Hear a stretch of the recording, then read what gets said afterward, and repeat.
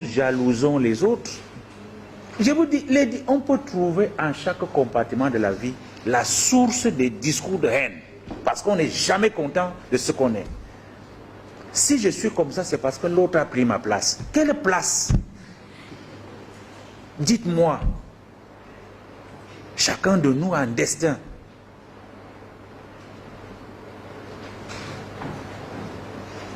À partir de cet instant, si nous retrouvons l'humilité, que d'aucuns qualifient de faiblesse, mais l'humilité est une force, celle-là qui nous réconcilie avec le Très-Haut. Je ne vous ai pas dit d'être naïf. Loin de nous ce discours de naïveté. Vous devez être réaliste et comprendre que votre propre bonheur est aussi lié au bonheur des autres. Et j'aime souvent le redire et souffrer que je le redise encore aujourd'hui. Nous sommes aujourd'hui trop préoccupés par le matériel. Et croyez-moi, il ne faut jamais être heureux seul. On vous donne des responsabilités, tu es là tout seul, tu accumules, mais tes collaborateurs ne savent même pas si tu manges, si tu bois, on ne sait même pas si... Non, il faut anticiper. Chacun de nous a besoin d'un peu de lumière. Quand Dieu vous place quelque part, vous devez faire le bonheur autour de vous. Chaque chef qui est chiche, qui a le franc en main, ne mérite pas sa place. Commentez comme vous voulez.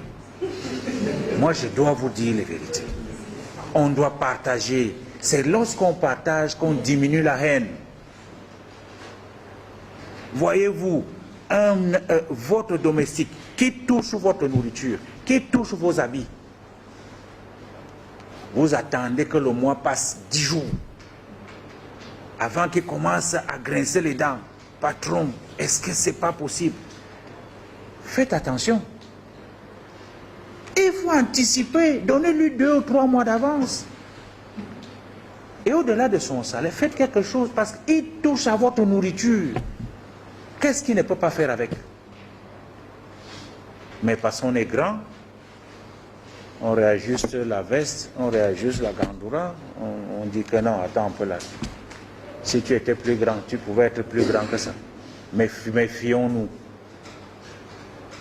Voilà des petites choses. Vous attendez des grands discours. Ce n'est pas ça.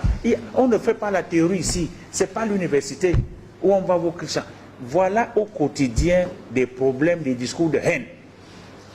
Et là, c'est la haine que vous entretenez dans votre propre famille.